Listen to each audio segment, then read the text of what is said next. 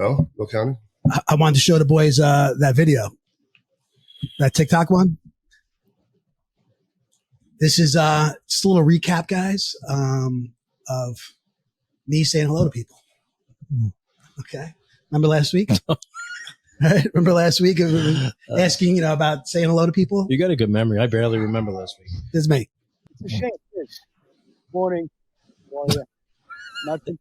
I go fuck myself. Thank you. That's me. That's right. Pretty that's much accurate. Pretty much every day, guys. All right. So once again, it was me, not everybody else. It's just me. I'll go fuck myself.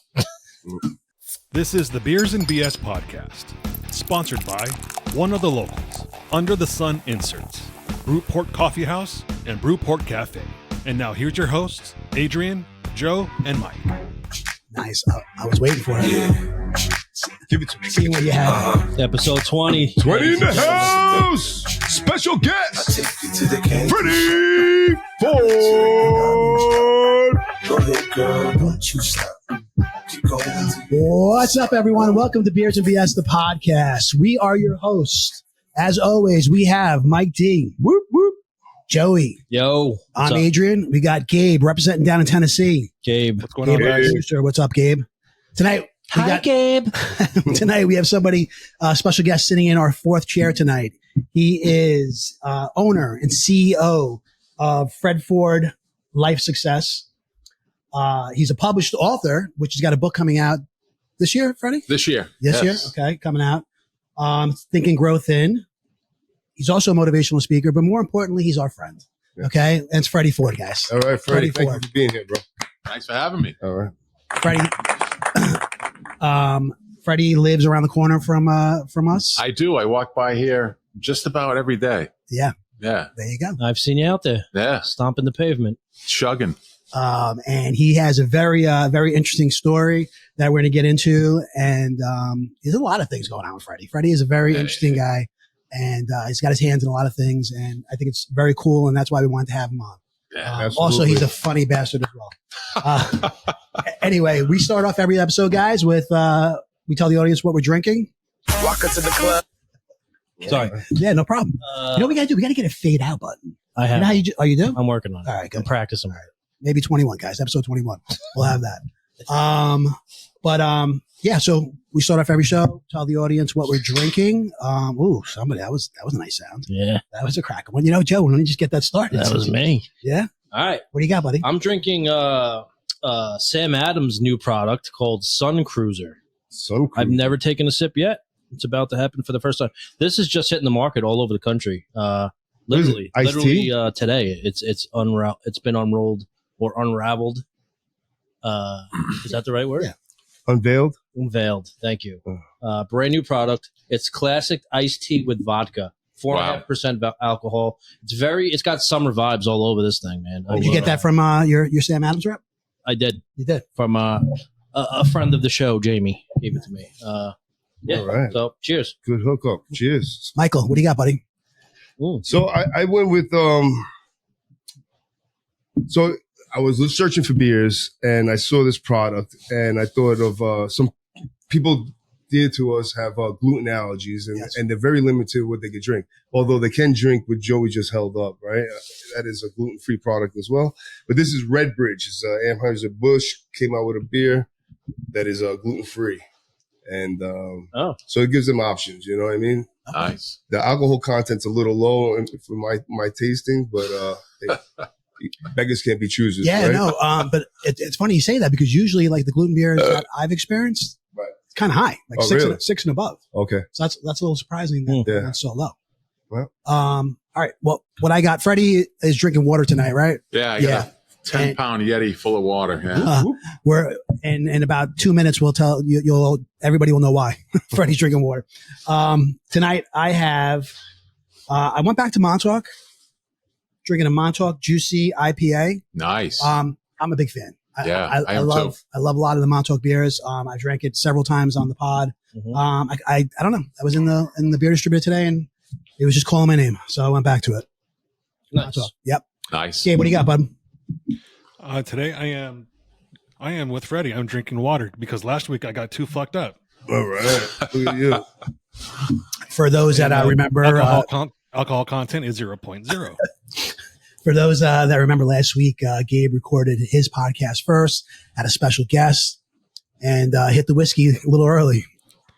There was an entire bottle of Elijah Craig that was drank during my podcast, which was a 2-hour podcast. Oh. I did not have anything to eat before that. So, yeah, that was a big... It made a good show. I don't know. I can't go back and listen to it because I was slurring my words.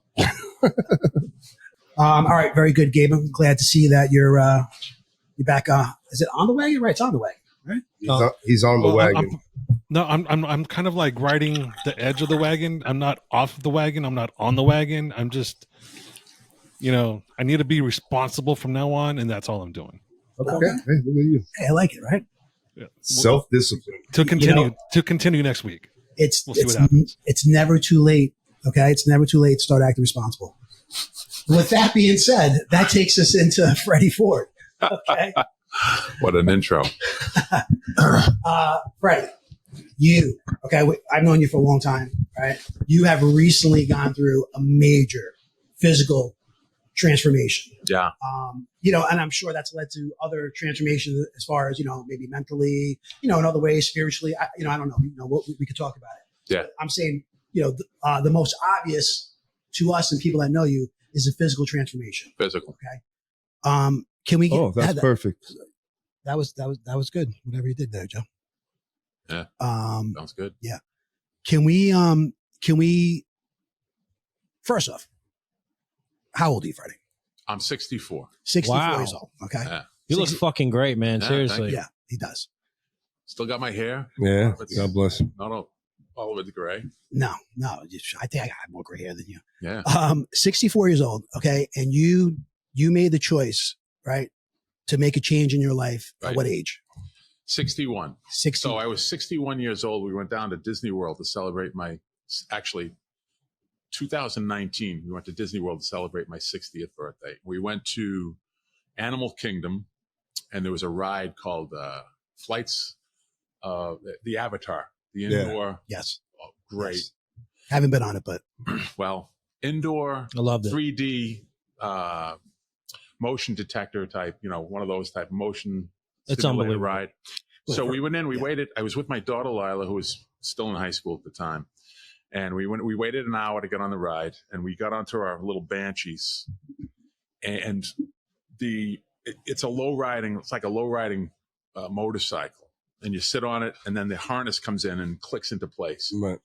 The harness comes, they couldn't get it on me. I was too fat. Oh no. So they said, we got to lead you off them. I'm sorry. I was pissed. Yeah. I get up. I'm embarrassed for my daughter and my wife. I felt ashamed. I felt angry.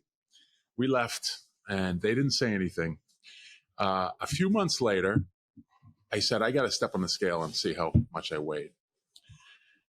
I was 61 years old, and I weighed 350.2 pounds. Wow. I stepped off the scale. I said, this got to be Holy wrong. shit, I stepped man. back on 350.2. And the first thought that came to my mind was, I'm closer to 400 pounds than I am 300. I had tried to lose weight for 25 years. The most weight I had ever lost was 50 pounds. Here I was at 350. I'm like, if I lose the most I've ever lost, I'm still going to be over 300. And at that moment, I said, I'm going to get all my personal development stuff together that I've used for, to succeed in writing books and money and business relationships. I said, I'm going to use all this stuff. I'm going to put a program together for myself, and I'm going to get down to my fighting weight. And I decided I was going to weigh 205 pounds. Wow. Now, who the hell am I at 61? I'm going to lose 3 times the best I've ever done over 25 years. 150 pounds. 145. 140 pounds. And, Can I ask you why that number? Why 205? well, I got a picture of myself my senior year of college when I was 205, and I go, that's what I'm going to look like.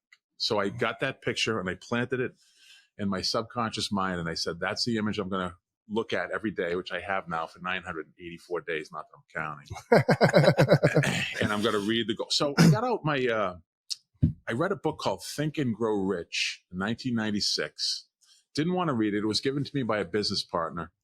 He said, this is the book you got to read. And I read it. I loved it. And there was a template in that book that showed how to create a goal. So you write down the exact amount of money you're going to have, the date you're going to have it, what you're going to do in exchange for the date, for the goal. And I did that. I wrote it out on an index card, and I read the index card first thing in the morning, last thing at night, for a year and 2 months. I had a year goal, and I went 2 months over, but I manifested a huge goal. I did that 5 or 6 different times during my life. And I decided, why can't I do this with a physical goal? So I said, all right, let me figure out how long it's going to take me at 350 to get to 205. The average weight that I would be comfortable losing was 5 or 6 pounds a month. I said, all right, 5.5 pounds a month. How long is it going to take me? And it was 2 years and 2 months. And it came right to my wife's birthday, May 3rd, 2023. I said, wow, okay, it's meant to be. So I got out my index card and I started to write. On or before May 3rd, 2023, I'm so happy and grateful now that and I swear to you, I dropped my pen and I went, think and grow thin. I'm going to fucking think and grow thin. Are you kidding me? Why did I never think of this before? And I picked the pen back up. I wrote out the index card. I had it laminated. Look at that. I had the card laminated. Wow. I've been carrying it with me for now, the original due date of May 3rd, 2023 has come and gone. I'm in my 220s now, so I've lost 125 pounds. I still have 20 to go. Don't bet against me. No, because I'm going to get journey's just beginning. Absolutely. And that was the start of it. It was 60. I was 61 years old. I have heart disease in my family. I was way overweight. I was embarrassed by that whole episode at the Avatar ride. And I just wrote out a goal and I said, that's it. I'm going to do this. And have you gone back to Disney since? Well, we went back, my wife and I, after I lost 100 pounds. Right. I saw you at the airport that day. Remember that morning? I saw you at the airport. I had lost 100 pounds. I got onto an airplane, and for the first time in 25 years, I was able to not ask the flight attendant for the extender belt, right? I was able to put the regular belt on. I almost cried. We went to the Avatar. We went to the Animal Kingdom. There I am. Can I see that? That's me on the left, when I was 350, and that's me on the right, my wife. Listen, little just side note, we'll talk about this after the pod, okay? Yeah. You have to tell me about the deal that your wife made with the devil. Yeah. Okay, the fact that she has looked exactly the same, if not probably better, for over 20 years. Awesome. Okay, it's just amazing. All right, unbelievable. God bless you, buddy. So we go to Animal Kingdom. Now, again, I've lost 100 pounds. It's 3 years later. It's our anniversary, our 30th wedding anniversary. And as we're walking toward Avatar, my wife says, tentatively, do you want to go on Avatar? And I didn't even look at her, and I said, yes. Yeah. So we go to Avatar, and we go on, and my heart is pumping. Right like to that the guy moment that it's green light, right? If this thing doesn't fit around me, we sat down. The thing came in, click. Yes. Yeah. The ride was great, but honestly, fitting on the ride was more thrilling than the ride itself. We came off the ride. We took 2 steps outside, and I dropped to my knees and I cried my eyes out. I literally cried from my soul. I didn't realize how much pain and shame and embarrassment I had been carrying around with me for 25 years. And the first thing I did is I texted my daughter and I said, Lila, I just want to let you know I fit on the Avatar ride and I will never be fat again. No more embarrassment, no more shame. And the cherry to the sundae is she texts back, Daddy, you never embarrassed me. There you go. Oh, man. And I decided right then and there that for my coaching business, I was going to create a program called Think and Grow Thin. I was going to write a book, Think and Grow Thin. I was going to share that with as many people as I could. Because if I could help people to experience what I experienced when I came off that Avatar ride, that's what I want to do for the rest of my life. And that's really what kind of put the whole thing in motion. Yeah. And you're in the process, right? Think and Grow Thin should be coming out this year? It will be coming out this year. Okay. Well, I have a publisher all lined up. I'm working with a staff of about 8 people. We're going to be doing social media. We're going to be doing paid advertisements. He's going to put me on stages internationally. Sorry, Gabe has your promo up right now. Could you just this is about the program? Yeah, this is just a short. It's called a video business card, which basically tells about the program, what I do.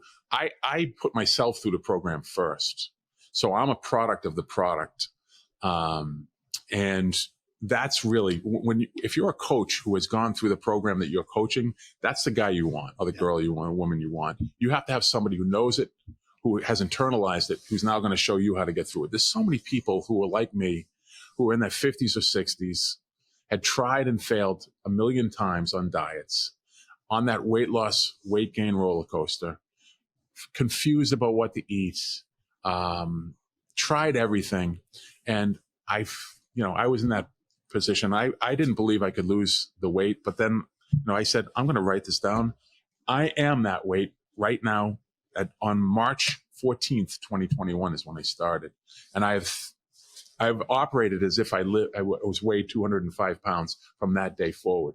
And it's just been very gradual. And here I am. That's amazing, Freddie. First of all, congratulations. Thank you. That really is. I had the chills most of that conversation.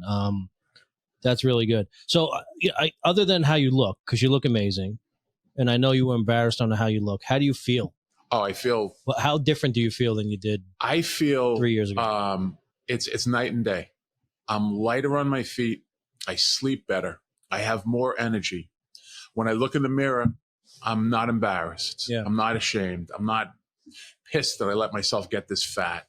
I'll tell you what the turning point was in terms of what I'm eating. I didn't know what I was going to eat when I started. I just said, I'm going to start eating more healthy. And I said a prayer, divinely guide me, because I don't know what to do. I put it in God's hands. Yep. And a week later, I was in the Barnes & Noble store, and I was walking in the Smith Haven Mall, and I went up to the second floor on the escalator, and I was going to buy a new novel. And as I'm walking, my head swiveled like this, and I caught sight of a book, Whole Food Plant-Based Eating. And I'm like, I'm a meat eater. Whole food plant-based. That. And I kept going. Went downstairs, bought the book, left. I couldn't get that incident out of my head. Here's Barnes & Noble with 100,000 books on display. And my head at that moment swiveled to a book that said whole food plant-based a week after I said a prayer. So I said, all right, I'll look into whole food plant-based eating. And I studied it for 2 weeks consecutively. And the one that really kicked me, they talk about how whole food plant-based eating can help you reverse heart disease. Now, I had heart disease in my family. I was 61. I was 350 pounds. I was a heart attack waiting to happen. This guy, Dr. Neil Barnard, was talking about how it can reverse heart disease, whole food plant-based eating. And then he said, the scary part about heart disease is that for a lot of people, the first time they realize they have it is when they die of a heart attack. Mm. And I went home and I said to my wife, I want to try whole food plant-based. That was March 14th of 2021. We've been on it ever since. And she's on it with you. She wanted to go on it anyway, mm-hmm. But I'm a steak eater. I like chicken. I like fish. Do all those cravings eventually go away for that? Yes.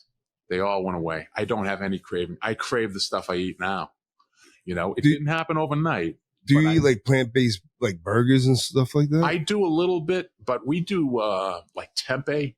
Tempeh is a fermented soy product, and instead of corned beef, so you have a tempeh Reuben, or a vegan Reuben, they call it. I don't use the phrase vegan because vegan has all kinds of political ramifications. Yeah. Save the animals and the planet. Right. I did it for selfish reasons to lose weight, right. And I love eating this way. I don't have a craving. I've had a couple steaks. I had steak at Teller's on my birthday the first year, and I ate about 5 bites, and my wife said, how do you like it? And I'm like, it just doesn't taste the same to me. I don't crave it now. I just don't. I crave the stuff that I eat now. I've completely changed my taste buds and the way I eat, and I'm loving it. It's not a diet; it's a lifestyle change, and that's where I'm at. Well, guys, sorry. No, I was going to say, the reason why I wanted to bring up your age right away and ask you, because most people say when they're making changes like this, at my age, it's kind of like, it's something, you say, I know I've said, we talked about this on the pod, about like, going skiing. I'm like, at my age, I'm not going to try skiing. You know what I mean? Things like that. You tend to lean on that as a crutch, as an excuse. So that's why I wanted to bring up, because I knew you were over 60 because I was with you on your 60th birthday. I think we were at Avino's and you just celebrated your 60th birthday. You were in there and we had a drink. So I knew, you were definitely over 60 to make such a significant change. And when you say you're a product of the product, first off, I love that. I mean, that's, you got to coin that. You know what I mean? If it's not already, that is, I love that phrase, being that you're a product of the product.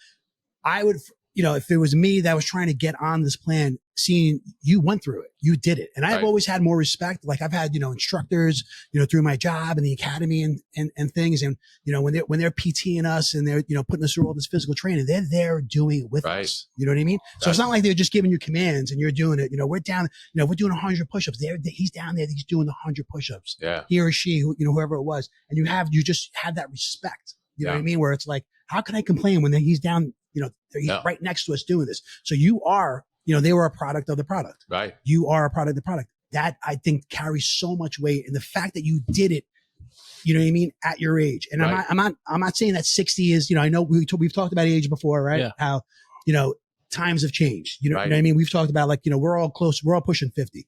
Right. Easy. Well, we are, right? Oh yeah. Right. We are.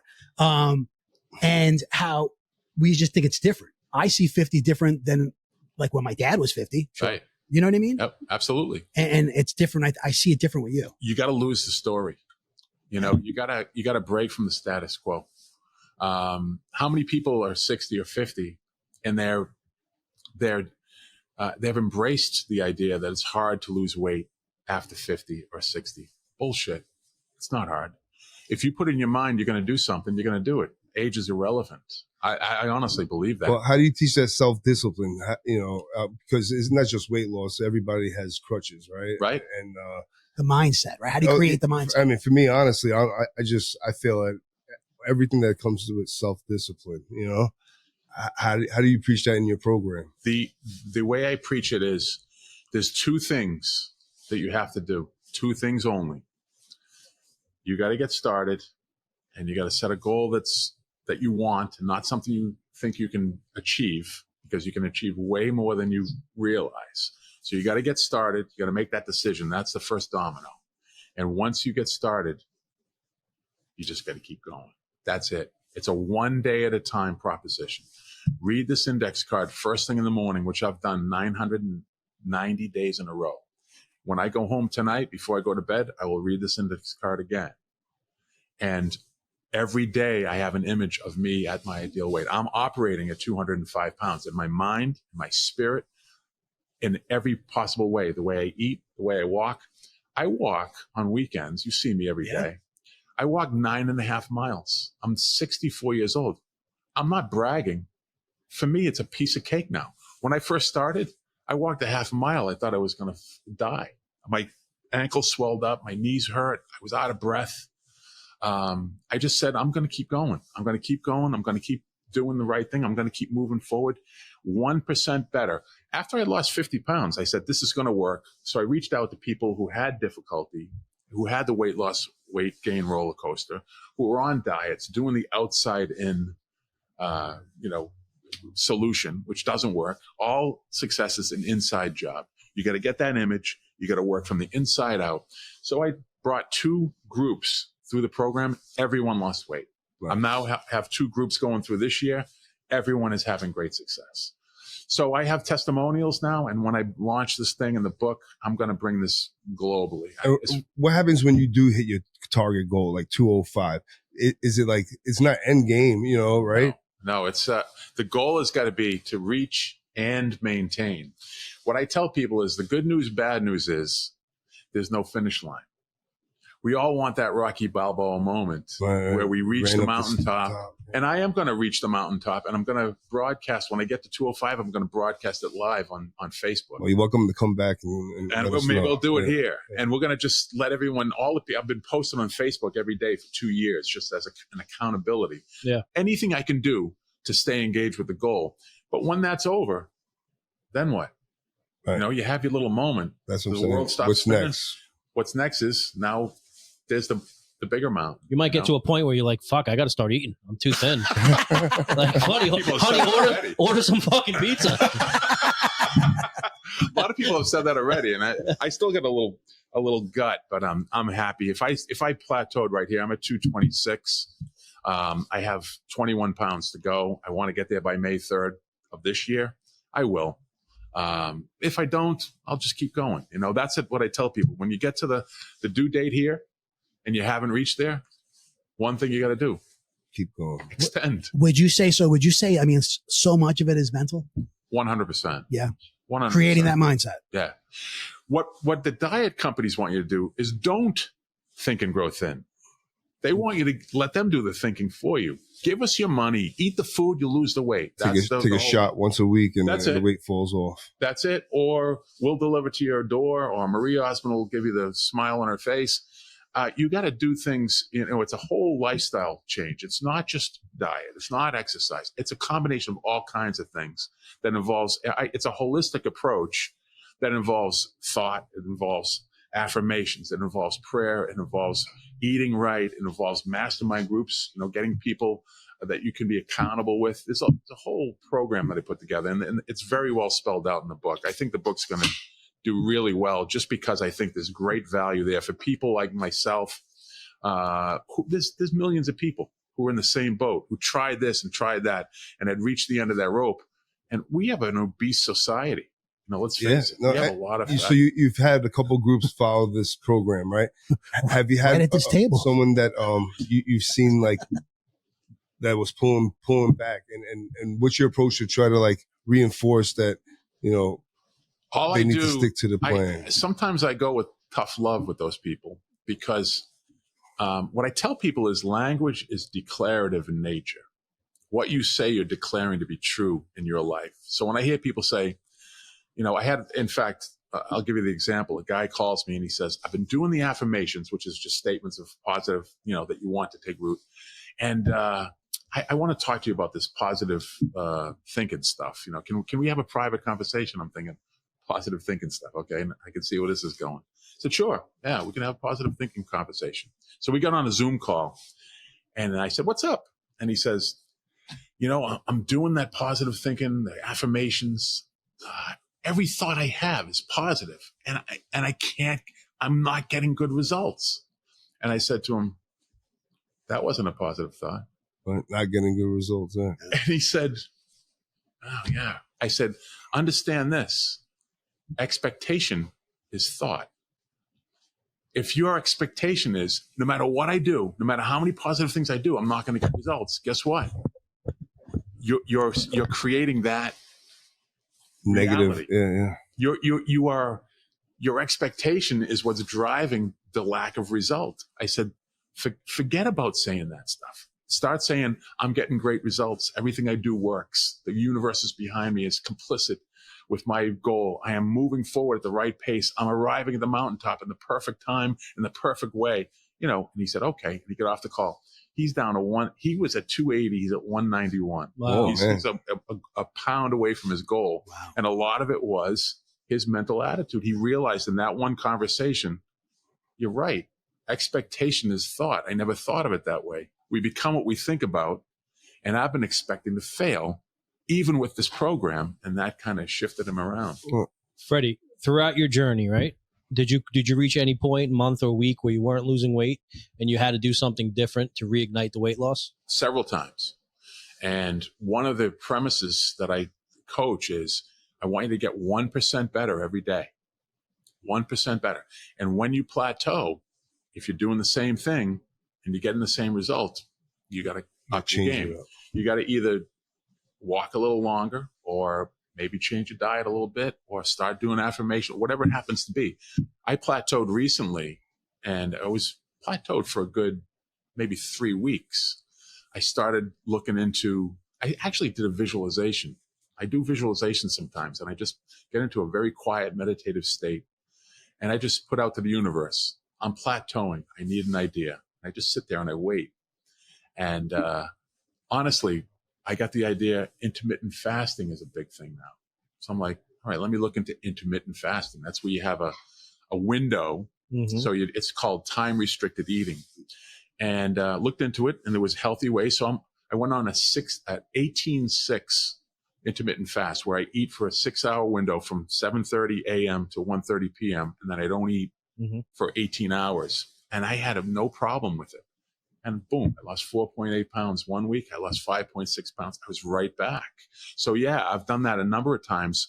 And when you're committing long term, you have to understand it's not one thing or two things. It's a process that you have to be completely engaged in. And you have to understand that if you are discouraging, if you're allowing yourself to be discouraged, that's on you. Yeah. You know, stop telling the story. Stop saying I'm discouraged. Say I'm encouraged. I'm doing what I have to do. Boom. I'm sorry. No, okay. Any idea how I could lose 65 in 3 weeks? Yeah, you cut off both your legs. I got a vacation. There you go. So like that kind of rolls into like, I have a question, here, like, so what were some of the challenges or setbacks that in hindsight played a crucial role in your personal development? So like, would that be one of them? Yeah. You know what I mean? Where it's like you plateaued. Yeah. So plateauing. I think one of the one person you have to defeat in this is the one looking back at the mirror. Your ego is going to encourage you to quit every single day, and that has happened. Yeah, the rationalization in your brain is what do you have leading up to this? I had 25 years of failed attempts. So my ego, my learned self, my conditioned self was like, why even bothering? I actually picked up a book when I first started. The first day, someone said, Bright Line Eating. This is the book. I lost 45 pounds. A great book. Oh, great. Page 3 of the book, I was going to go on the Bright Lines diet. Page 3 of the book said, of the people trying to get obese, 99% will fail, literally. 99. There's a 99% failure rate. And that is true. If you do research, 99% of people who are overweight or obese trying to get thin will fail. I closed the book. Christ. I put the book down, and honest to God, I closed my eyes. I imagined myself across from God, and I said, I am a 1%er, but I don't know what to do. I'm confused. I'm confused with nutrition. I'm confused what to do. I'm praying for divine guidance. And I swear to you, that prayer has been answered 150 different ways and continues to be answered. You have to make a commitment, and you have to know that commitment is 100%. There's no such thing as partly committed. You're either committed or you're not committed. I made a commitment that day. I've had a lot of bad days. I tell people also, when you walk, they said, how do you do the walking? How did you develop a love for walking? I said, I didn't. I don't want to go out any single day. I want to resist that walk every single day. Right. I see you in the rain. Me too. I see you in the snow. see you around. I see you in, I'm saying, Melting away. Matter. windy, freezing out. I see you. Going. Yeah. I'm going. And I don't feel like going every single day. I don't even think you wear rain gear in the rain, do you? I do. Oh. I wore this. My daughter bought this for me, so I told her I would wear it. But there's a guy wrote a little white paper in 1940, Albert Ian Gray. It's called the Common Denominator of Success. And basically what he's saying is the common denominator of success is successful people are willing to turn into habits those things that unsuccessful people don't feel like doing. And what he didn't write there is successful people don't like doing them either. I don't feel like going for a walk in the morning. I'd rather be laying in bed with my wife. Yeah. But I get up at 4:00. I do my thing, my prayers and my visualization. I do a little writing. I put my gear on and out I go. And how early are you? So you're walking that early? I'm walking at 5:45. Okay. I walk on the weekdays. I walk from 5:45. I walk for a little over an hour and a half. So I walk 5.2 miles on weekdays, Monday through Friday. Then on Saturday and Sunday, I walk 9.5 miles. See, all right. I'm sorry. That's right. And I walked 359 days in 2023. Wow. God bless. Every day except for sex. I walked like 45 days and I thought I fucking crushed. You did. Yeah, you did though, Joe. You did. No, being serious. Don't sell yourself short. That's, I walked today 3 miles. You're getting at it. That's good. So that's what I want to ask. Like, how do you structure your day to maintain a healthy work-life balance? Like, do you have a morning routine? Yeah. You know what I do a morning routine. I do. I wake up between 4 and 4:30. I spend time in prayer for about 20 minutes to a half hour. I visualize every single day. And what I do when I visualize is I insert myself in a picture that I want to live into. So I told you about the extender belt when I went on that plane. I did that visualization 50 times, where I would walk onto the ramp, get onto the plane, hear all the clicking and the stale air and hear all that sounds, get onto the seat and put that thing on. I visualized that 50 times. And when it actually happened in my physical universe, I was like, I almost cried. I almost did. Now I visualize getting to the mountaintop, doing my way in live on Facebook. I've done that 150 times. When I actually do that, I'm sure I'm going to lose it. I also do, all kinds of other visuals. So every single day I visualize something that I want to live into. And then I do some kind of writing, usually. And then about 5:45, I get bundled up and out the door I go. That's my morning ritual. I do more before the sun rises than I used to do in a whole day, literally. Yeah. And now I go to work. I have business. I have a lot of things going on. By the end of the day, I'm pretty shot. But then I read this before I go to bed. Were you always a spiritual person, or Yeah, just I was. kind of okay? I was always spiritual. I should say I was religious for a long period of time, and now I'm spiritual. I don't so much as follow religion closely as I understand the God within me, and I that's what I'm trying to be. I'm trying to allow God greater access to my life, my mind, my work, my creativity. And, I do believe in prayer, but I believe prayer is sitting there quietly and allowing God to talk to you too. It's not petitioning God for, God, I need this, God, I need that. So I'm much more spiritual now than I was 15, 20 years ago. Okay. And Think and Grow Thin, right, is not your first self-motivational book, or right? It's my first book of that nature. I had a daily email that I send out called Our Daily Fred. I did that for 15 years. It came out Monday through Friday, 6:00 in the morning. It would be an excerpt from one of the books I've studied, and then my thoughts on it, which I called my Freditorial. There you go. And people, I have That's awesome. 1,200 subscribers from 9 different countries. And the stories I tell about, the 2 stories I tell about that, the troops in Iraq, there was a troop in Iraq that would read Our Daily Fred every morning before they started their war. This is how far back it goes. And there was another guy that got it in Australia, and he sent me a note saying, Fred, I just want you to know, I have a friend who's going through a real rough time, and I share your Freditorials with him all the time, hoping to pick him up. I'm forwarding an email that he sent to me. And the email basically said, Mike, I was going to commit suicide today before I got this Daily Fred. And I read this Get thing. the fuck out of here. I swear to God. And I got a chill, and I cried, and I did that for 15 years. I just stopped this year because I'm writing the book. I'm going to start Daily Fred back up again, because I have people call me saying, hey, where's the Daily Fred? I'm like, hey, I did it for 15 years, 5 days a week. I wrote 3,500 newsletters. I'm taking a little hiatus to write a book. I'll get back to it. Yeah. Obviously having an impact, though. Fred, do you happen to record live sporting events still? TiVo. Adrian records everything on his VCR. Hold. These guys break my chops. I record things. All right. If I'm out, listen, all right. If I'm out and I'm going to miss the game, I record the game. Yeah. You know what I mean? I don't know how to do it. I go home and I watch it. I don't know why is such an issue. Sorry. I just want to see if anybody else is doing it. That's all. All right, Freddie. Were there any influential people or mentors who guided you during the early stages? Oh, yeah. Bob Proctor. You ever see The Secret? The movie The Secret? No.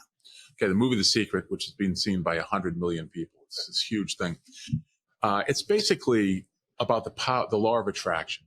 Okay, and someone came to our house, one of my wife's relatives, and said, you got to watch this. I thought of you when I watched this movie. I'm like, oh, okay.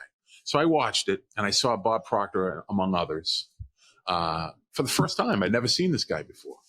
The following day, I'm looking for motivational quotes, and I see Bob Proctor's looking for motivational speakers. I'm like, what? I never heard of this guy before. I see him on The Secret.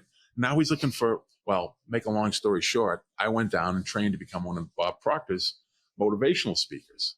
And while we were down there, we were allowed a week of training. There was 1 hour where 3 or 4 training consultants at a time went into a private office, and we got a chance to speak to Bob Proctor. And he says, you have answers, I have questions. Who has a question? And I said, I got a question. He said, Fred, what's your question? I said, how do I become a superstar in motivational speaking in this business? And without hesitating, he said, the first thing you have to do is become a superstar here. If you know what a superstar looks like, you will be a superstar. And that was 2008. And when I was putting together this, I'm thinking, what else do I have to do? And I went, I got to get an image. And I got the image of me as a senior in college. And I got a picture of that, put it on my computer, and I look at that picture every single day as if I'm looking in the mirror. I got the image that I'm now living into. So he was definitely a big mentor of mine, and all the people I trained with at Life Success. And he's dead now, Bob Proctor, but I've gone back to that material time and time again, and I study it like nobody's business, and now I'm coaching it. And that helps me to see people, and I'm coaching, getting the result. That's what lifts me up. That's why I do the business. Nice. So just so everyone knows, I've taken the same approach that Fred has. Back in 2012, I started my journey to weight loss. In 2010, I bought a Jeep. And as a lot of people know, when you buy a Jeep, you go somewhere into the mountains and you hike for a little bit to do some sightseeing. I was just over 300 pounds at the time. We came back from a walk and I was just winded. I almost didn't make it back to the Jeep. I was like, my chest was hurting, just couldn't do it. So a friend of mine was getting married the next year, and I put out a challenge to him. I said, I know you want to lose weight for the wedding. Let's go on. Let's do a challenge. We called it The Biggest Loser at the time. There was that TV show, so we did the same thing. And I took the same mindset. I'm going to beat him. I'm going to beat him, and then I'm going to beat these other guys that are in this contest. I'm going to win this thing. We had $100 on the line, and it wasn't about the money for me. Right. It was just, I'm going to beat them. That's my goal, because I don't want to lose. I hate losing. Motivation. Yeah. So I beat them. I won the contest, and I told myself I needed to keep going because I didn't reach my goal yet. So the following year, I found out about the Rock and Roll Marathon, and there was a 5K, 10K, and a full marathon that you can run. And I said, I'm going to run the 10K. I said, I could probably do the 5K easily. I'm going to challenge myself with the 10K.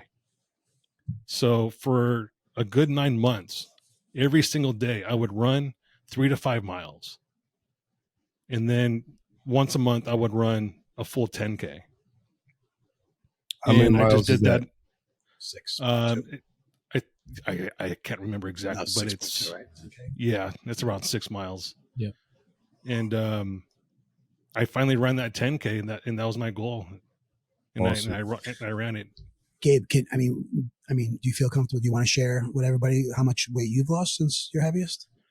The heaviest I ever was at the time was just about 309. I started the weight loss journey around 298. I got back down to 215 from the 298. I've gained some back during COVID. I'm using that as an excuse just because we didn't go anywhere, but it's still my fault. But I'm still losing weight again. The hardest part for me right now is not really to lose weight, but to gain muscle. It's been harder for me to gain muscle just because I've had some injuries. I've had a back injury in the past, so pulling a lot of muscle, pulling a lot of weight, it's a little difficult, but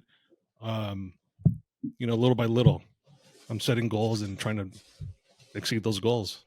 Good for you, buddy. Keep it up. Awesome. Seriously, that's impressive. Fantastic. You should be proud. Absolutely. With that, so as of today, okay, being like where you are physically, all right, has your hobbies or your bucket list, has that changed at all? Because, for example, you got on that ride. Yep. You know what I mean? That you couldn't do that before. Are there other things like that? The only thing, it's a big thing. I want to get on stages worldwide. I want to get in front of thousands of people all Change the their time lives. and just help people to understand they can do this. It's not too late.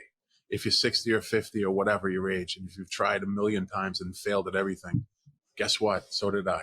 I want to get in front of as many people as possible. The publisher that's going to publish my book, they call it Bestseller Publishing. They guarantee international best-selling status, and they put you on 4 major stages worldwide as part of the package.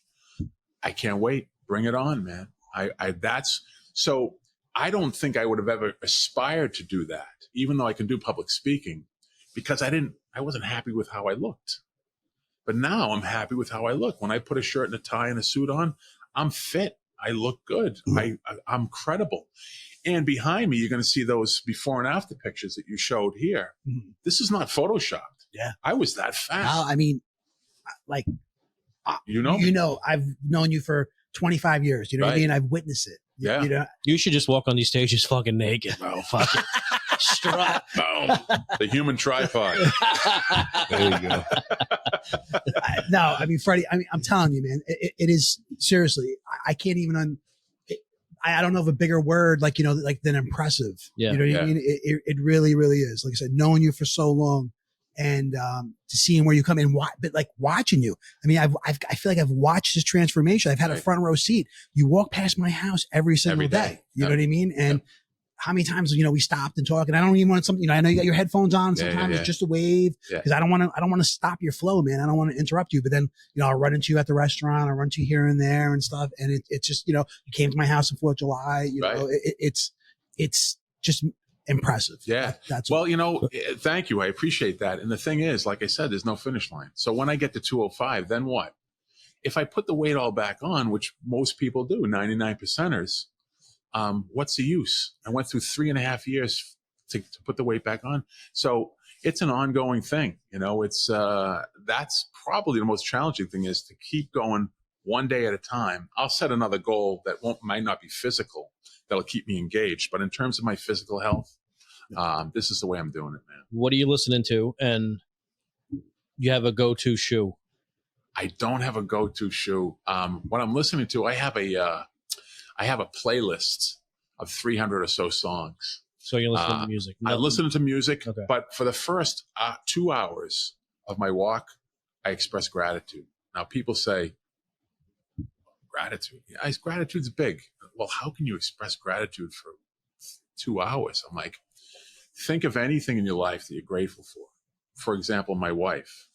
So I say, thank you. I'm grateful for my wife. I'm grateful for her humble spirit. I'm grateful for her, the love. I'm grateful for our friendship.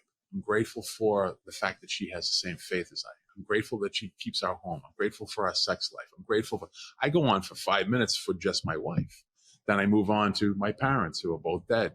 I'm grateful for the lessons I learned from them. I'm grateful for their marriage and for the way they showed me how to love. I'm grateful for their integrity. I'm grateful for their sobriety. I'm grateful, I'll break down my life. And after 2 hours, I still have a ton of things to be thankful for but it's time to listen to my music. Yeah. So I do listen to music, but I spend the first 2 hour and a half, when I do during the week, I don't even listen to music, because my whole walk is gratitude. Yep. And that sets my day, after spending some time in prayer in the morning and then doing visualization and then walking, I'm walking on air when I walk into the office. I mean, I'm ready. I've set the tone for the day. I still have lousy days. I still have days where I can't get out of my own way, where everything's going wrong. But I don't get angry about it. I know that's the flow of the universe. Some days shit just happens. Can you just make sure you add Beers and BS, the podcast, to that Your playlist? playlist. All right. I will. Available on iHeartRadio, and Spotify. Yes. I have a question. So listen, like you said before, your daughter said she was never embarrassed by you, and So she says. No, it's true. Yeah. Like, and that's part of my thing. Like, our families always accept us no matter what. Yeah. Right. And right. And they never tell us, like, but you're getting out of control with this or that, whatever, if it's weight loss or smoking or whatever it is, how do you get over that barrier where everybody in your life accepts you for who you are, and it doesn't matter to them, but It's I guess I accepted myself as being fat. And that's, I think, what set the tone for everything else. I was a happy-go-lucky guy. I wasn't miserable. I wasn't always complaining about how heavy I was. I was eating and drinking. Never, not once. Freddie, Never. as long as I've known you, you've been the life of the party. Yeah. As long as I've known you. You You have a joke every time I see you. Yeah. Okay. I have that video. I still have that video of you doing the Mick Jagger Well, now down at the yacht club. I'm going to, when I get to 205, I'm going to do I have a lot of people on Facebook who I have accountability. Every day I post something. I have shout outs for people. I tell people what's going on. I bring them up to date on my weight or whatever. It's something different every day. I'm going to do a Move Like Jagger Palooza party at Painters, where I'm going to get up and do a set with Jules Band. Yeah. I'm going to be at 205 with my Mick Jagger clothes on, I'm gonna be, doing the whole bit. And I visualize that. And just the feeling of gratitude of inviting all these people to one big party. And, it's funny, you mentioned that people accept me for, don't say anything about my weight. No one ever. None of my friends, not you, not my family. No one said, Fred, No, because you're getting a little heavy. Yeah, right. But you know what? Several people have said, you're getting too skinny, too thin. Yes, they say that to you. Why is that? Yeah, they say that to you. You get too skinny. Say that to you, but That's they won't interesting. say too fat. That was interesting, and I don't know what the reason is. Right? No, it's true. I never said that to you. No, but people do. Because I know you're on a mission, man. Yeah. You know what I mean? So I would never get in the way of that. Yeah, no, but I think part of that, is people's hang up with themselves. If they're a little too heavy, and they see you getting thin, and like, hey, geez, you're looking a little thin there, Yeah. I never Fucking got that haters. Yeah, right. Freddie's skinnier than me now, right? I have an idea. Yo, I have an Freddie, idea. pump the brakes, buddy. Pump the brakes. You have an idea? Yeah, I have an Said that. idea. Oh, Gabe, Gabe. okay. Sorry, Gabe. Yeah. All right. How about Looking around this? the room over here. We have a voice of my God right there. We have a Beers and BS weight loss challenge. We bring back Freddie, let's say November 1st, and we right. talk about our weight loss journey. Oh wow. I'm in. Let's go. Let's do it. Yeah. I'm fucking in. Let's go. And I will send you guys Let's face it, we could once all- a we week. could I'll all send you a lose some extra little pounds. Think and Grow Thin excerpt for you to. Yeah, actually, I have to get in shape. I got some young bucks at work that I got to take care of. Yeah, these fucking guys challenged me. I lost my first arm wrestling challenge. You getting pushed around at work, Mike? You know what? I'm a little intimidated to get the rematch until I get back into some really good shape. So maybe we should do this. I'm gonna kick some ass and take some names, O'Toole. Guys, I got one more question for Freddie. Do you guys have anything? No. No? Freddie? I'm saying I have one more question. I'm saying, but I didn't want to. Oh, go ahead, shoot. Okay. So what is the biggest, Well, hold on. I'm just joking. Go ahead. what is the biggest, Hold most important life lesson you've learned that you like to pass on to others? From Think and Grow Thin. Yes. The number one life lesson is if it's to me, if it's to be, it's up to me. You got to take ownership of your result. Mm. You can't be putting it on other people. You can't be expecting the diet or the gym to. If it's to be, it's up to me. Take ownership of your result right now. Make the decision, and then just keep going. That was a life lesson that I learned a long time ago with business and other things. Writing a book. Took me 9 years to write my first novel. I just kept going. I didn't believe one bad draft after another, and finally I had a really good book, and boom, it got published. I never did it with a health goal, and I basically took that tact. If it's to be, it's up to me. I got to take ownership of my result. I don't care that 50 pounds was the most I ever lost. I'm going to lose 145 now. I don't know how. I just know that today I'm going to do that. I'm going to live that way. And I've been doing that for over 3 years now. And that's the life lesson, the takeaway that I had from this particular journey. Your plan, even past 205, is to continually like Get positively better. impact the lives of others. Absolutely. I'm gonna get out there, and at the age of 65, when a lot of people are getting to retire, I'm just getting started. As Al Pacino said in that movie where he's a blind guy. Sensible. Yeah. Sit down. You're done. No, I'm just getting warmed up. Nice. That's going to be me, doing the speaking and stuff, for the rest of my life. When I'm retiring from my full-time job in November, and I'm just going to hit the ground running. Awesome. But you're an inspiration, seriously. Thank you. I mean, I Appreciate struggle that. with my weight a little bit, and your story is very inspiring. Seriously. Yeah, thank you. Appreciate that. Yeah, I was just going to say that, Joe. I would say you just inspired 3 people right now. You know what I mean? And Let's do it, baby. it's been, like I said, I've been watching you for years, and we've been talking about it, and that's why I wanted to have you on, man. Like I talked to these guys, and I'm like, we got to get Freddie on because you got a story. Yeah. And, Yeah, that's the thing. I it wasn't what I planned to do, but I now realize that I have become the perfect spokesperson for Think and Grow Thin. That wasn't in part of the plan, but now I realize, hey, look, I got a story to tell. And it's not something I'm boasting about or bragging about. It's something, hey, guys, world, people, you can do this too. I have tried and failed for 30 years. I was an athlete in college, and I was over 300 pounds for 20 years. I was an abject failure when it came to my physical health. And now I'm on fire for this, and that's what I want to do with the story. I want to put that story in front of people and give them, what's your version of the story? In fact, my book opens with people writing their own story and writing their own ending to their story. It's not about diet. It's not about exercise. It's about the journey. It's about putting yourself on a new path and believing that you're going to do it, writing out the index card, and then getting busy, and then just keep going. I can't wait, right? Can't wait till 2:05. I really can't wait because I know we'll hear you. You'll be on the roof shouting. I hope you guys are going to come to the party. Yeah, absolutely. It's going to be on top of everything. At Painters? Open bar, yeah. We'll Open be bar and free. Say no more. Can Free hours. we order nachos? Absolutely. There'll be nachos. There'll be wings. There'll be all the stuff that I don't eat. Yeah. Freddie, all right. You gonna stick around with us for a little bit, right? We have, just a couple of topics that we talk about on our show and stuff. Right. This is fun. Thank you, guys. Yeah, but that was. Have you ever been on any other podcasts? I've been on a bunch of, not live, Okay. but I've been on about a dozen podcasts for whole food plant-based or for, weight loss. I went on with a woman who wrote a great book about plant-based whole food eating. She's big now, this woman. When you use that term, what are you exactly talking about? Because to me, it's like like I was saying, like those plant-based burgers and stuff like that. Plant-based whole food. Whole food is just food in its natural form that's not been. So a chicken breast is whole food. Right. An egg is whole food. Okay, that's not been processed. Right. Whole food plant-based is vegetables, fruit, whole grains like brown rice or oatmeal or quinoa, and legumes, which is anything that grows in a pod.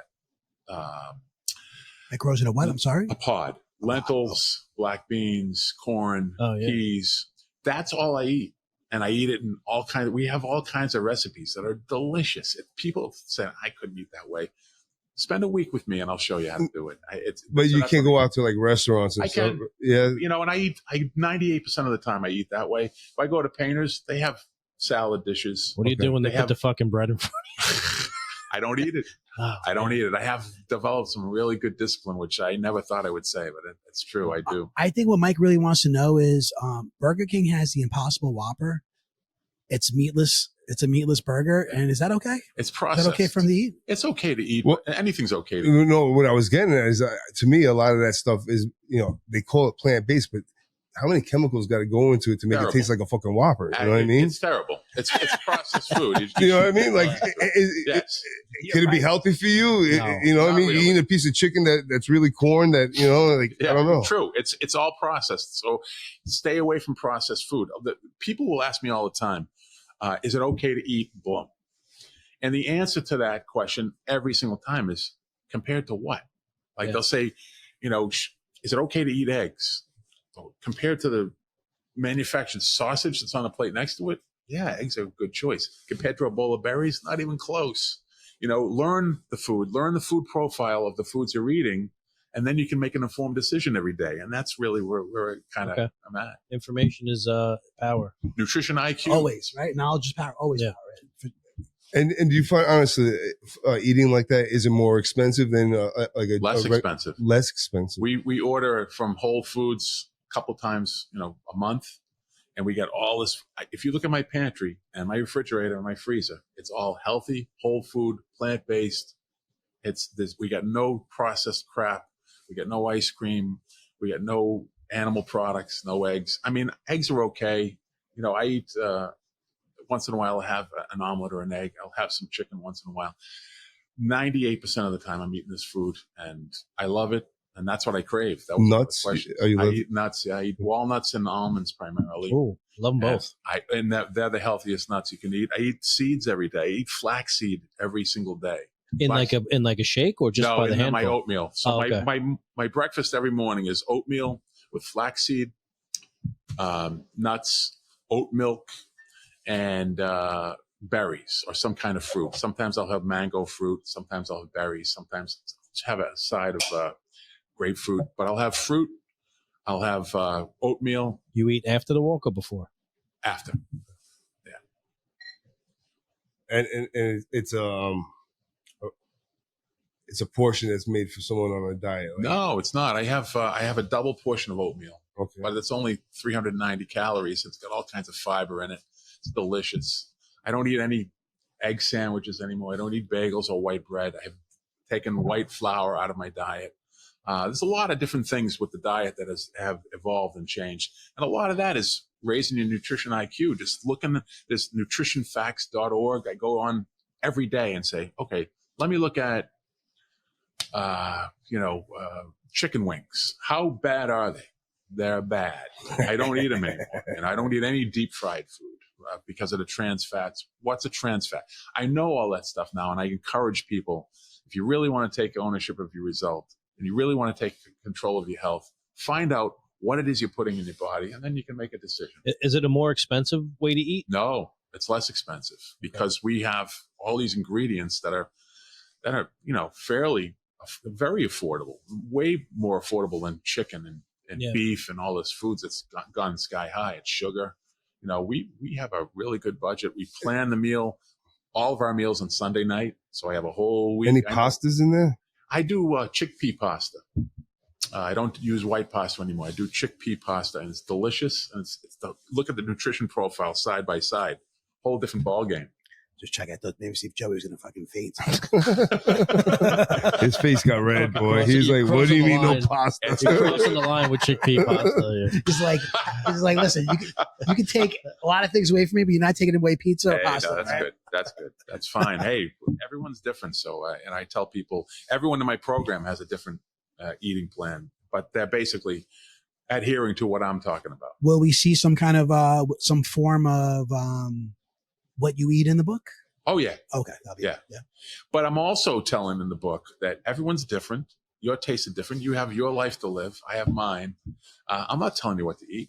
I'm just learning this. 3 years into it, I'm just learning. But I do know that, if you're going to eat a lot of processed food, you're not going to be healthy. If you eat a lot of saturated fat, you're not going to be healthy. Keep it real food. Keep it simple. And clean your environment, clean your house. If it's in your house, it's in your mouth. That's the rule of thumb. And the whole motto is, I used to live to eat, and now I eat to live. Mm. That's the bottom line. Have you ever spoke to someone who lives down the street for an hour on the phone? No. No. Who's that, you? No. That would be me again. I'm sorry, Adrian. Apparently there's some underlying feelings you have. Okay? No, I just think it's funny. Yeah. Do you talk to your friends on the phone at all? No. No. Yeah. Yes. He keeps it real. I called Adrian this week because I knew he wouldn't want to text me, so I called him instead. Wow. How long did he keep you on the line there? An I hour. think we talked for like a good 20 minutes. I saw he tried getting on the phone a couple of times, and I'm like, "Hey, so what are you doing?" I dragged it out a little bit longer. So once again, you guys probably, to the audience, you probably heard me say this on this pod at least 20 times. This is episode 20. I guess it's me. I guess it's Congratulations, guys. Yeah. That should 20 be episodes on a podcast. That should be a new segment, I guess. Great. I guess it's me. That seems every segment. It seems like I guess it's me. What are you gonna do? All right. All right, Freddie. So speaking of that, right? You're talking about weight loss, your weight loss journey and stuff. I guess we're signing onto this, right? We're gonna do a little challenge. We'll talk about this, I guess, Yeah. off, We'll iron out the details. off air and bring it back up in the future and stuff. All right. So I ran to, a situation, when it came to weight. Okay. My own weight. I got a wedding to go to this Friday. Okay. So I've known about it, but I got a suit. It's been sitting in the closet, for quite a long time. And I'm just like, I'll just wear the suit. You know what I mean? So I'll call it 10 days ago. All right. About a week and a half ago, I should probably try this on. So I thought it fit. I was trying to get back into the suit. I'm like, let me try it on. No good. I mean, I can't even say it fit me like a wet When's the suit. last time you wore the suit? Like when I got the suit a couple years ago. Okay. Part of it is, I put on a little muscle, put on some size, so I have a little trouble there. Mm-hmm. But the pants don't fit either. Okay, so it doesn't fit. And I was like, shit, what am I gonna do? This wedding is like next Friday, meaning this Friday. Mm. And so I start scrambling and stuff, and I actually ordered a suit. Men's Warehouse.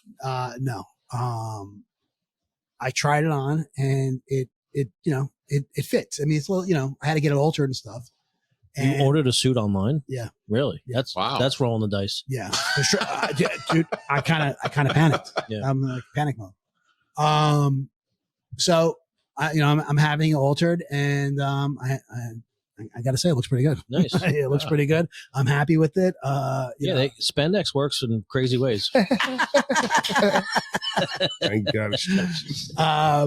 But it is definitely a wake up call, because I'm like, I know I have this like nice suit sitting in the closet that just doesn't fit me, and I got to do something about it. I got to get back into that suit. Yeah. So that might be my, you sit there and you look at your image, Yeah. you know what I mean, on the refrigerator, view of 205 It's on my computer. on your computer. Okay. Yeah. On your computer. That might be mine. You know Yeah. what I mean? I probably should put it on the fridge so I don't open it. Mhm. I don't open the fridge. Maybe that might stop me from opening the fridge, but we'll see. I used to have, when I first started out, I had a sign on my refrigerator that said, "You're not hungry, you're bored." Mm. And that helped. That's Oh, dude, that yeah. is very Yeah. accurate Yeah. Yep. a lot of the time. That, for me, it was. Yeah, that's I've definitely eaten so many times just from being bored. Just from Yeah. because to fill the time. The show's over. There's another show coming up, so you go, what can we get? Leftovers, whatever. Yeah, I'm going to heat up a frozen pizza because Well, I got nothing else to do. I've said this before. on the Ice pod. cream. For me was cereal.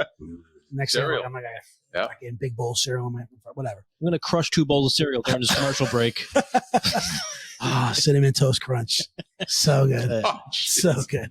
Anyway, so that's me. That's my fat guy story about the suit. But now I have a suit, and I got to be honest with you. Part of me is kind of hoping for a funeral to come up soon, so I can put it on again. No, I'm just kidding. how about another wedding, maybe? So with that being said, I haven't been to a wedding in so long. When was the last time you guys went to a wedding?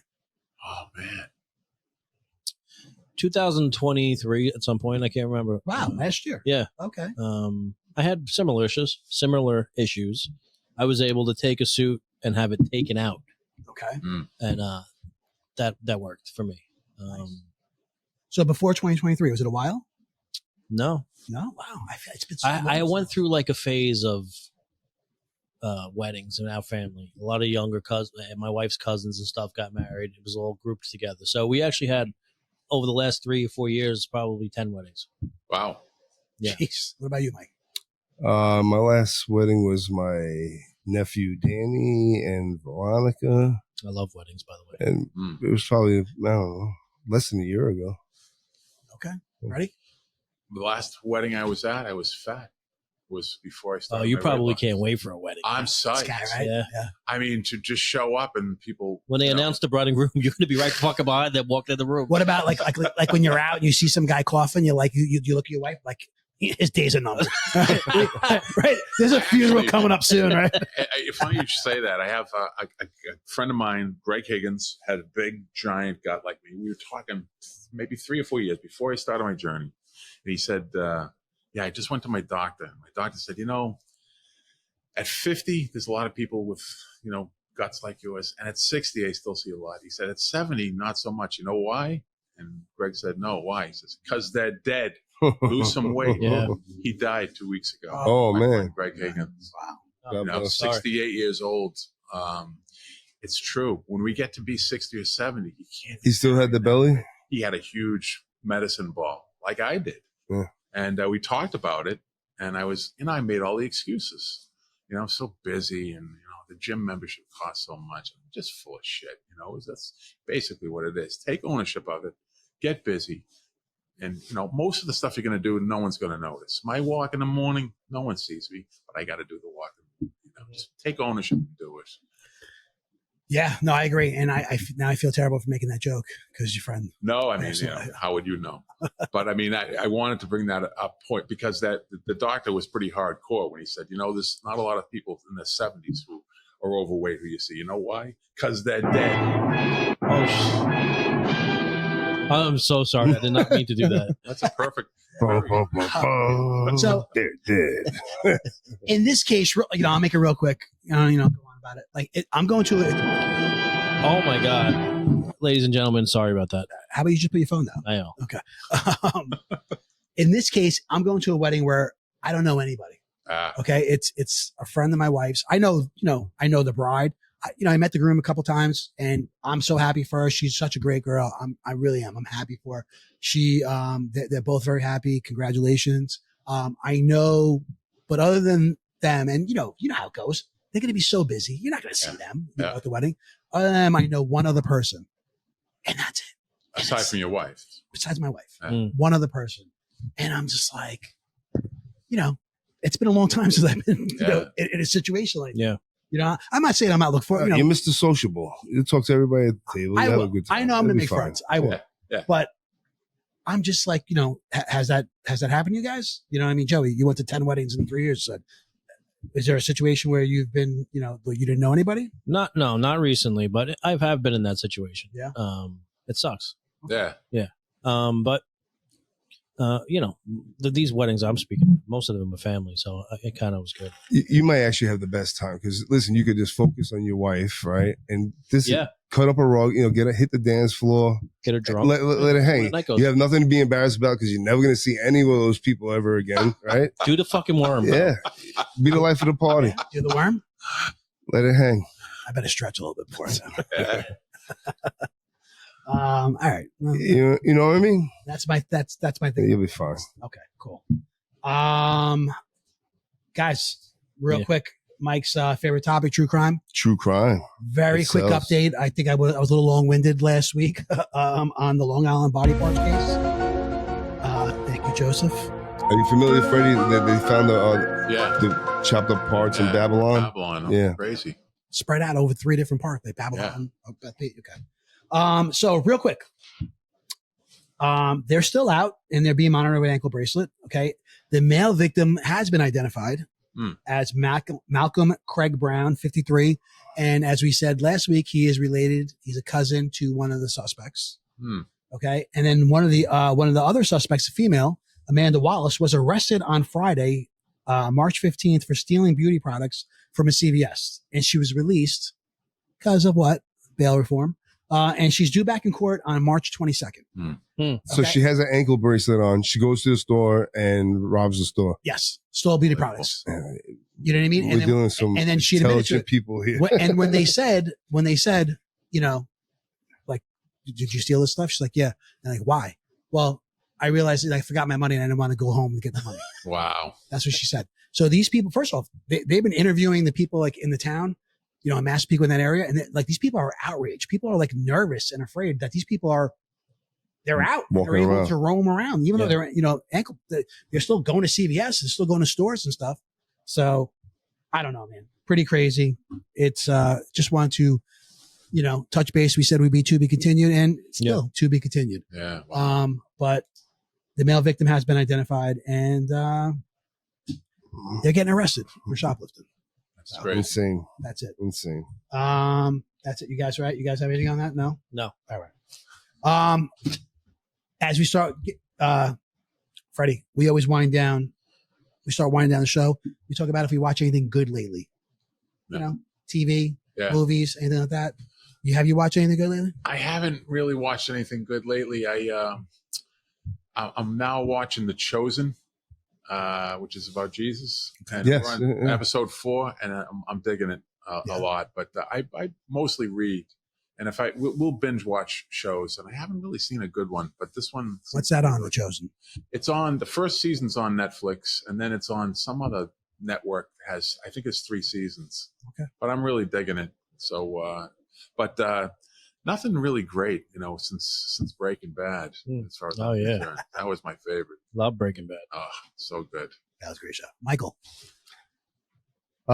So I turned on Netflix and they were promoting Code 8 Part 2 or whatever, so I went back and watched Code 8 Part 1 because I never saw that. Is this a show or a movie? It's a movie, and then I watched Code 8 Part 2.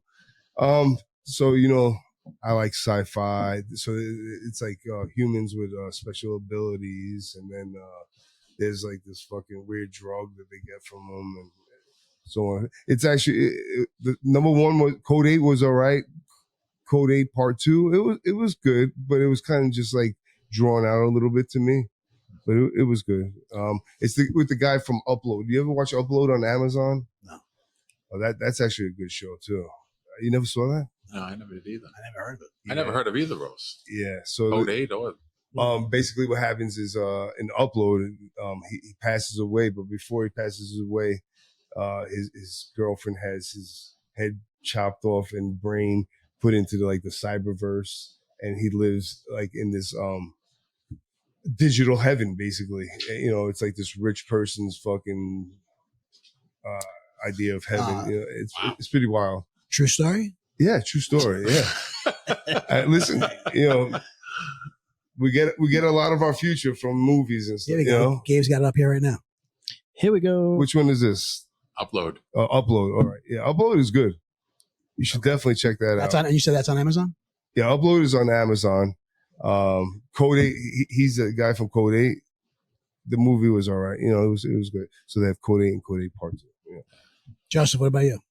I just finished Full Swing season 2 on Netflix. I told you guys about that last week. Right. Awesome. I don't know if anybody started it yet, but it really is really Never heard good. of that either. It's behind the scenes of professional golfers. Wow.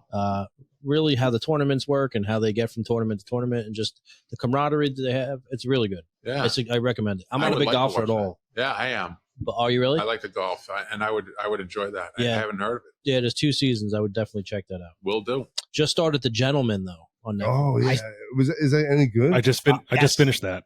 Yeah, I'm me too- too, Gabe. I'm 2 episodes in and I'm hooked. Really? It is so good. Yeah. It is so good. I was just going to ask you, Gabe, what do you got?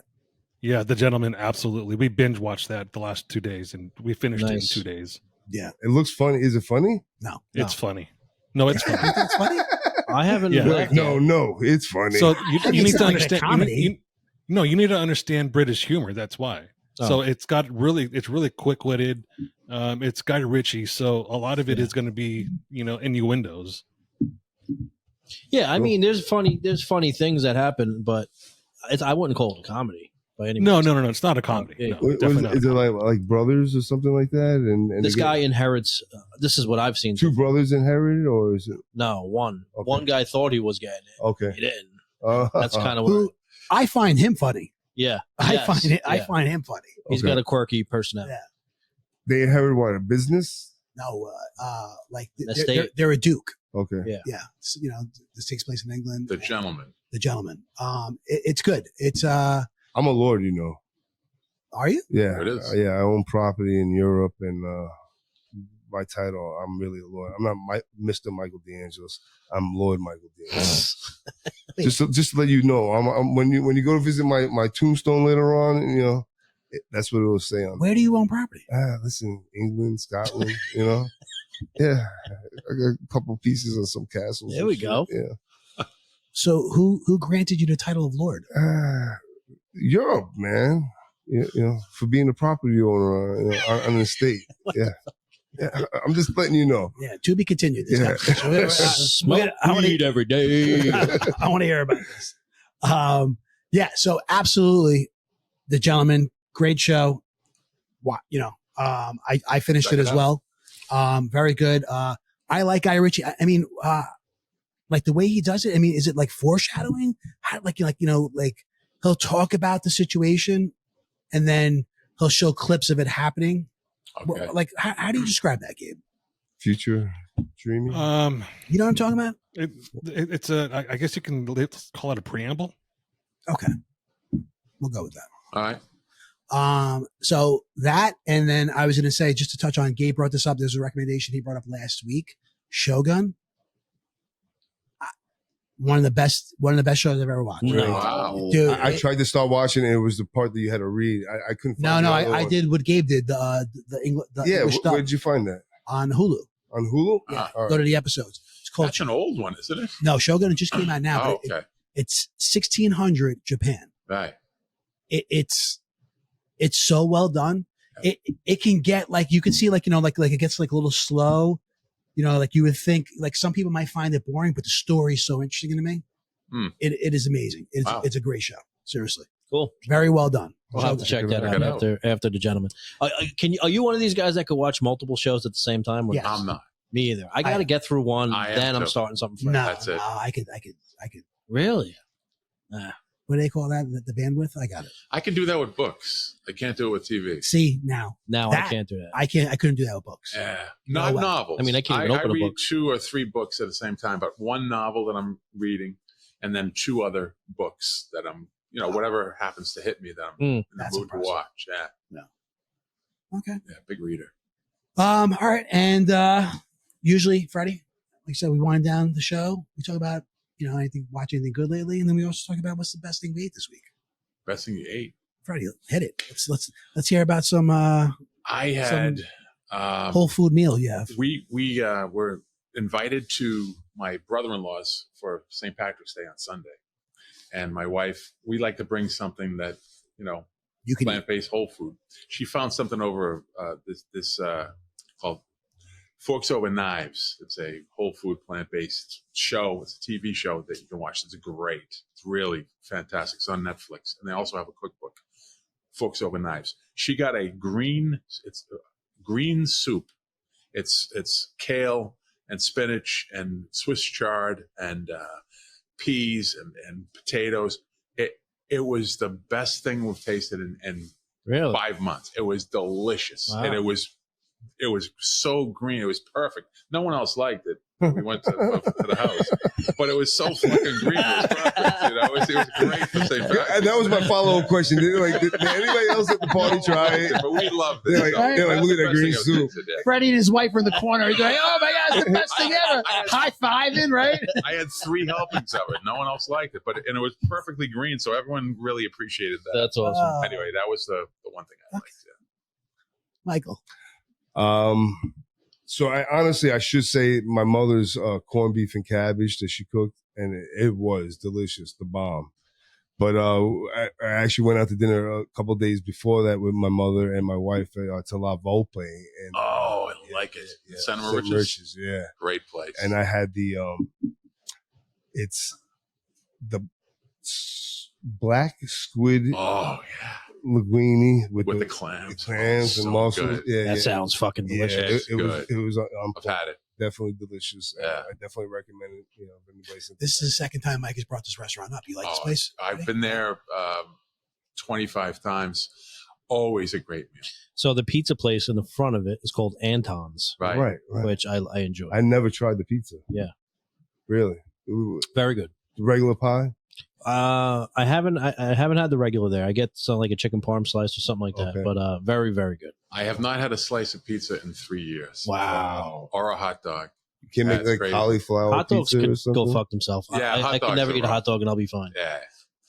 Cauliflower pizza? No, we eat cauliflower. We eat buffalo cauliflower in the air cooker. Okay. All kinds of crazy good stuff that we're eating now. But You ever like have a midnight snack or no? no, I've all my bad habits are pretty much over. Yeah. For now. I mean, it's one day at a I time. mean, I wake up to go pee and I'm like, fuck, I'll take a handful of popcorn. Why not? I'm passing it. Joey, what's the best thing you ate this week? Dude, I've never been to IHOP before until 2 nights ago. Oh, wow. Breakfast Yeah. for dinner up there. Yeah. It hit really good, man. I got the biggest thing on the menu, and it did not disappoint. It was like the Hungry Man. What'd you get? I got eggs, bacon, fake sausage, French fries, toast, and a short stack. Wow. Nice. It was inside my window, so I let it rip. There you go. Nice. Good. You got to try that blueberry pancakes over Good? there. Oh my god. Really? Oh my god. Gabe, what about you, bub? So I went and got my compound bow restrung for hunting season oh my this God, year. we saw that thing, Gabe. You got to put a picture of that thing up. Okay. Yeah, I don't have one Amazing. readily available. Actually, but just I'll put take it it and go shoot something right now. But on the way back, we stopped at this Irish pub. It's called London's, and I had the patty melt for Ooh. St. Patrick's Day, and it was phenomenal. It was one of the best Wow. patty melts I've had in a long time. Nice. Perfect. Very cool. Very cool. Myself, I got two things. Okay. And they were both on the same day. All right. Sunday, my wife got up and decided to make chocolate chip banana pancakes Oh man. for the house. Nice. Okay. With some sausage links. And I just haven't had that in a long time. And it was fantastic. Fantastic. How many did you eat? Pancakes? Yeah. Three Okay. pancakes. Yeah. That didn't help you get in the suit. No, Freddie. You got to set those goals. Yeah, no. You got to start on a Monday. Freddie, there was nothing I could do about But it. this, all right? is, this That is ship part of my is sailed. problem. I think our loved ones are part of the Yeah. problem, man. No question. You know what I mean? And we, Making of course, we banana blame chocolate chip pancakes. My kids. You know, what are you doing? Hold on. She can't eat them. It's right. She's just fattening you up. You know what I mean? Like, here you go. I'm going to eat this walnuts and raisins over here, but you enjoy these Your wife chocolate can't. chips. Your You wife said can't eat two them. things. She can't eat them because of her allergy. You said two things. Yes, and the other same day. Actually, we got together. The three of us got together, and you know what? I meant to send Gabe that picture. I don't have a picture. Johnny, I'm gluten free. No.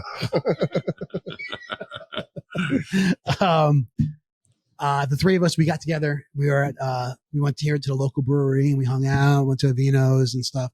But when I got home, like she was cooking corned beef. St. Patrick's Day. Yeah. So she made this corned beef Reuben.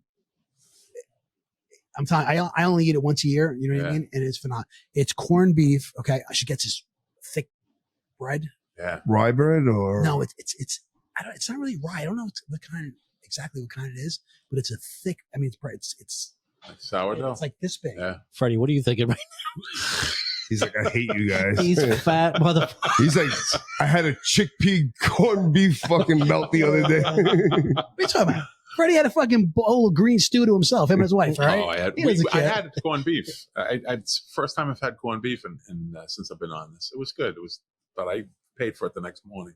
Oh, I was up a couple pounds. Hold on. There's Gabe's bow, huh? Look at that. Look at this guy. That thing is fucking huge. I plan on killing a lot of animals this year with that thing. How heavy is that?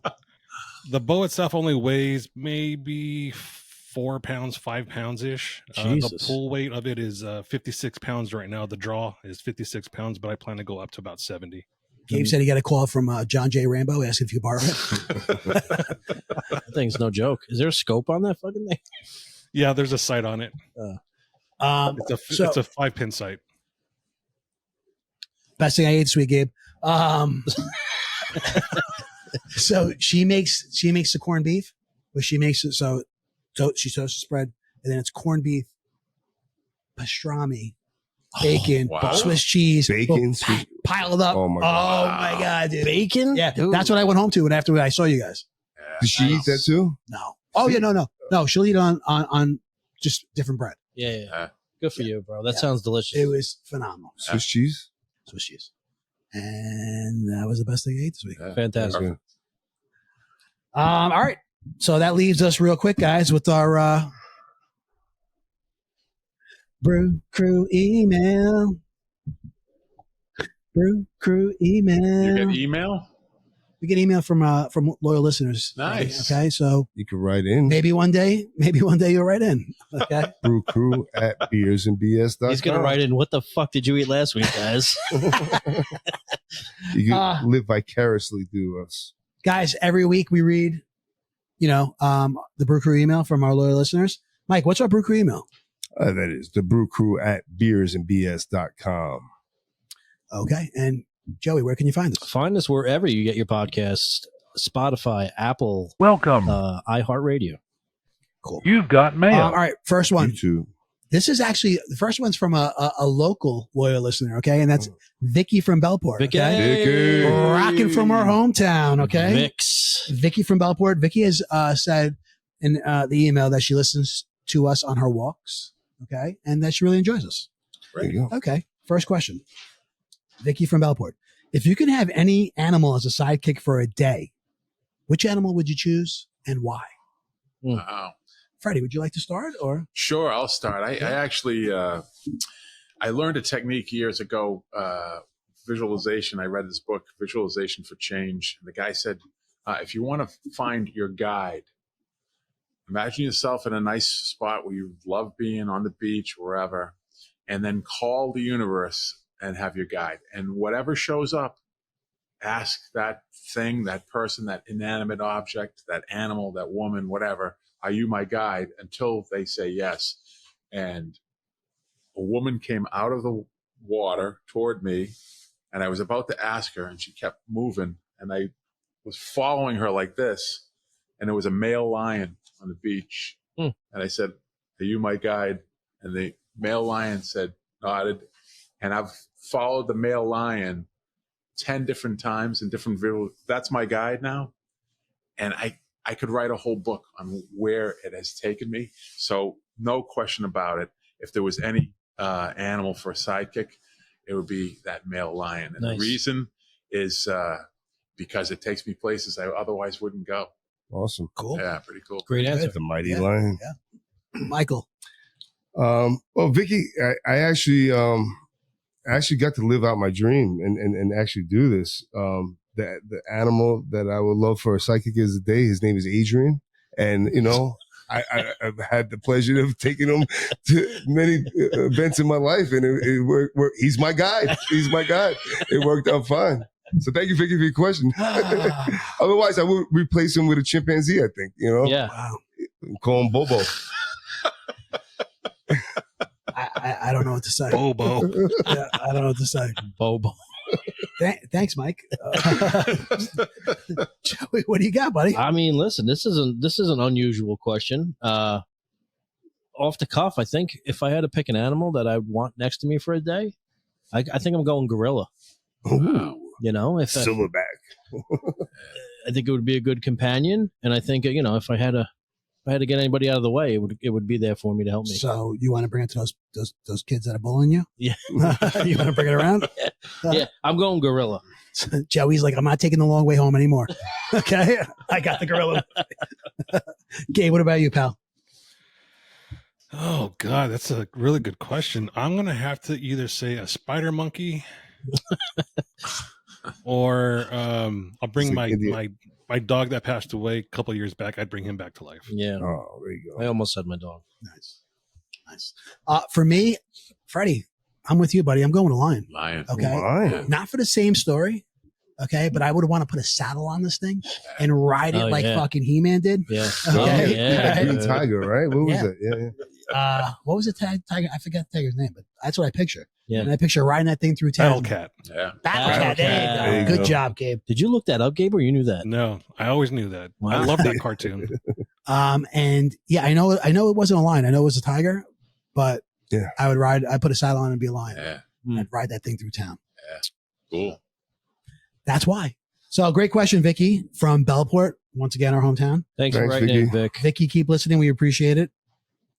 I got one more. Freddie, this one's from, Barbara from Mastic. yeah. So there it is. How much is that? $1,700. $1,700? No, what's Australian AUD? dollars. Yeah. Oh, Australian. Okay. Oh, Our last one is from our most loyal listener. Okay. Hi, Barb. Barb writes in every week. Okay. Nice. And that's Barbara from Mastic. All right. Hi, Barb. Hey, Barb. Barbara from Mastic writes, if you can uninvent one thing in the world just to see what chaos would ensue, what would it be? I'm going to change direction. I'm going to start with Joseph. I mean, I'm going to go with the obvious here, and I think cell phones. Cell phones. Okay. Very good. I agree. That was one of mine, and I absolutely think it would cause chaos. Yeah. I was thinking internet. It's on the same level. Yep. Yeah, Same level. that's what I was thinking. Freddie? I'm going a little deeper. I'm saying electricity. Whoa. If we could uninvent electricity, Yeah, see the chaos. absolute chaos. Yeah, absolutely right. Yeah. You imagine? That would be more chaotic than You- no now- cell phone. Okay. We've lived in a world without a cell phones and internet. You know what I mean? Yeah. We haven't Right. lived in a world. In our day, Yeah. we didn't have PCs when I first started Yeah. doing appraisals. We were on typewriters, but electricity, Man. rubbing those sticks together for a little heat. Mhm. Yeah. Yeah. What about you, bud? You guys took all the good answers, so I'm gonna go medicine. I was gonna say vaccine. Wow. Medicine. Wow. That is a good one. It's a very good one. That is a good one. I'm going to go with the automobile. Hmm. Mm. Right? Think about that. Yeah, I know. Right? So Think about how dependent. Freddie would be fine. He would just walk there. So true. So true. I mean, but just think about how dependent we are on our vehicles. Yeah. I know. You know it's what I true. mean? No, I it's mean, true. like, has your car ever broke down? Probably not recently. I'm saying, I know. oh, Mike, you ran out of gas, right? A few times, Oh yeah, right? happens. Recently. Just think of how much time you spend in your car. Too. Yeah. It's true. That's you be riding on a horse or you're lying. yeah, Yeah. or a train. Like a lion. All right, cool. Barbara from Mastic, Thanks, as Barbara. always, great question. Barb. Great, Barb. And that's how we wrap things up. Freddie, real quick, go through your plugs. Let's promote what you got coming up. I if anyone's interested in having me bring into their organization, to their company, give me a call or get Where? in touch. But Well, not, you don't have to give your cell phone number, Well, but where you're, get in touch with you guys. Okay. Get in touch with me if they want to have me into their organization for a little lunch and learn, a little speak. I'll come in. I'm happy to do that. Okay. Yeah, the book will be out soon, and I'll be promoting it. But for now, I'm hanging tough, and with my day gig writing. Yep. And I'll be out promoting this stuff. So thanks for the opportunity. But if people want to bring me in, no charge. I'll come in, give a little rah-rah speech, get them Think and Grow Fit or Think and Grow Thin, whatever. I'm happy to do that. I do that a lot with companies. Have them get in touch with Beers and BS, and they'll get in touch with me. awesome. Seriously, Freddie, we thank you so much. Thank you, Freddie. Seriously. You are truly an inspiration. It is so impressive, the change you have made and what you have done, what you have accomplished. You know what I Appreciate mean? that. Had a lot of fun today here, guys, and got a great gig here. So Thank you. This was a lot of Thank fun. you. Was. Thank you Yeah, for spending your Absolutely. So yeah, guys, be on the lookout for Think and Grow Thin. The book should be coming out sometime End of this the year. End of the year. By the end of the year. Yep. Okay. And then also Fred Ford Life Success. Yep. Right. Yep. Come back and follow us and keep listening. And you guys got anything else before No. we go? Episode 20 in the books. Whoop, whoop. All 20. right. We appreciate it, guys. Have a great night. Freddie, thank you so much. All right. Cheers. Peace. Get home safe.